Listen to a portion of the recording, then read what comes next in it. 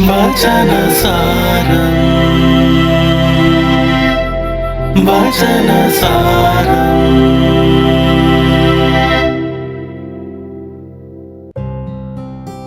വിശുദ്ധ മർക്കോസിന്റെ സുവിശേഷം 12-ാം അധ്യായം ഒത്തിരിയേറെ വാദപ്രതിവാദങ്ങൾ നമ്മുടെ മുൻപിലേക്ക് അവതരിപ്പിക്കുന്നുണ്ട്.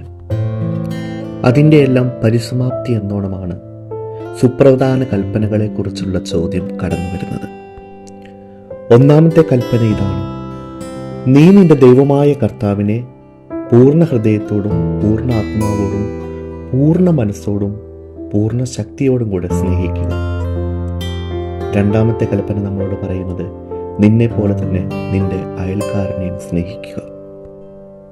ആദ്യ കുർബാന സ്വീകരണത്തിന് ഒരുങ്ങുന്ന നാളുകളിൽ തന്നെ എല്ലാ കുട്ടികളും മനഃപ്പാഠമാക്കുന്ന 2 കാര്യങ്ങളാണ് നമ്മളിപ്പോൾ കേട്ടത്. പറയുവാനും പഠിക്കുവാനും എളുപ്പമാണെങ്കിലും പ്രാവർത്തികമാക്കുവാൻ ഏറ്റവും ബുദ്ധിമുട്ടുള്ള കാര്യങ്ങളാണ് ഇന്നത്തെ വചനഭാഗം നമ്മളോട് ആവശ്യപ്പെടുന്നത്.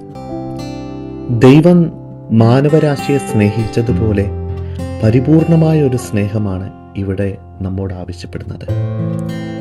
തൻ്റെ ഏകജാതനെ നൽകുവാൻ തക്കവിധം ദൈവം ഈ ലോകത്തെ അത്രയേറെ സ്നേഹിച്ചുവെന്ന് വചനം നമ്മളെ ഓർമ്മിപ്പിക്കുന്നുണ്ട്. സഭയുടെ മുഴുവൻ തലവനായി പത്രോസിനെ വാഴിക്കുന്നതിന് മുമ്പ് ക്രിസ്തു അവനോട് ചോദിക്കുന്ന ചോദ്യവും ഇത് തന്നെയാണ്: പത്രോസെ, നീ എന്നെ സ്നേഹിക്കുന്നുവോ? ദൈവത്തിനെ അതിൻ്റെ പൂർണ്ണതയിൽ സ്നേഹിക്കുക എന്ന് വചനം നമ്മളോട് പറയുമ്പോൾ അത് പാപത്തിൻ്റെ മാലിന്യമില്ലാത്ത ഒരു ജീവിത ശൈലിയിലേക്കാണ് നമ്മളെ നയിക്കുന്നത്. കാരണം പാപം ചെയ്യുന്നവൻ ദൈവത്തിൻ്റെ ഹിതത്തെക്കാളും സ്വന്തം ഇഷ്ടങ്ങളെയും ആഗ്രഹങ്ങളെയും താല്പര്യങ്ങളെയും തൃപ്തിപ്പെടുത്താൻ ശ്രമിക്കുകയാണ്. നമ്മുടെ അയൽക്കാരനെ സ്നേഹിക്കാതെ ഈ ഒരു ജീവിതശൈലി പൂർത്തീകരിക്കുവാൻ കഴിയില്ല. വചനം നമ്മളെ ഓരോരുത്തരെയും ഓർമ്മിപ്പിക്കുന്നുണ്ട്: കാണപ്പെടുന്ന തൻ്റെ സഹോദരനെ സ്നേഹിക്കാത്തവന് കാണപ്പെടാത്ത ദൈവത്തെ സ്നേഹിക്കാൻ കഴിയില്ല. വിശുദ്ധ യാക്കോബ് ശ്ലീഹ തൻ്റെ ലേഖനത്തിൽ ഇത് വ്യക്തമായി പറയുന്നുണ്ട്. നമ്മുടെ വിശ്വാസം അതിൻ്റെ പ്രവൃത്തികളാൽ നീതീകരിക്കപ്പെടണം. എൻ്റെ ഈ ചെറിയ സഹോദരന്മാരിൽ ആർക്കെങ്കിലും ഒരാൾക്ക് നല്ലത് ചെയ്തപ്പോൾ നിങ്ങൾ എനിക്ക് തന്നെയാണ് ചെയ്തത് എന്ന ദൈവവചനമാണ് ഇവിടെ നമ്മളെ നയിക്കേണ്ടത്. ചുറ്റുമുള്ള വ്യക്തികളുടെ വേദനകളും അവരുടെ പ്രതിസന്ധികളുമൊക്കെ അവഗണിച്ച് ഞാൻ ദൈവവിശ്വാസിയാണ് എന്ന് പറഞ്ഞ് ജീവിക്കുന്ന ഒരു വ്യക്തിയും ദൈവോന്മുഖരായിട്ടല്ല അവരുടെ ജീവിതത്തിൽ മുന്നോട്ട് പോകുന്നത്.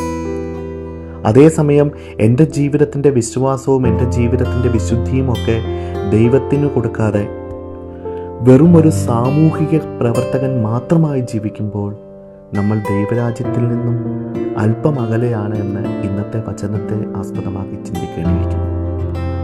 ദൈവ സാന്നിധ്യത്തിൻ്റെ നിറവിൽ മാത്രമേ നമുക്ക് മറ്റുള്ളവരെ പൂർണ്ണമായി മനസ്സിലാക്കുവാനും സ്നേഹിക്കുവാനും കഴിയുകയുള്ളൂ. കാരണം ദൈവത്തിൻ്റെ നിർവചനം തന്നെ ദൈവം സ്നേഹമാണ് എന്നുള്ളതാണ്. സ്നേഹത്തിൽ വേരുപാകി വിശ്വാസത്തിൽ അടിയുറച്ച ഒരു ജീവിതശൈലി നമുക്ക് സ്വന്തമാക്കാം.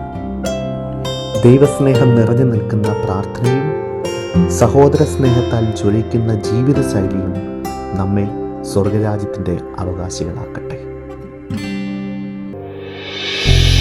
വചനസാരം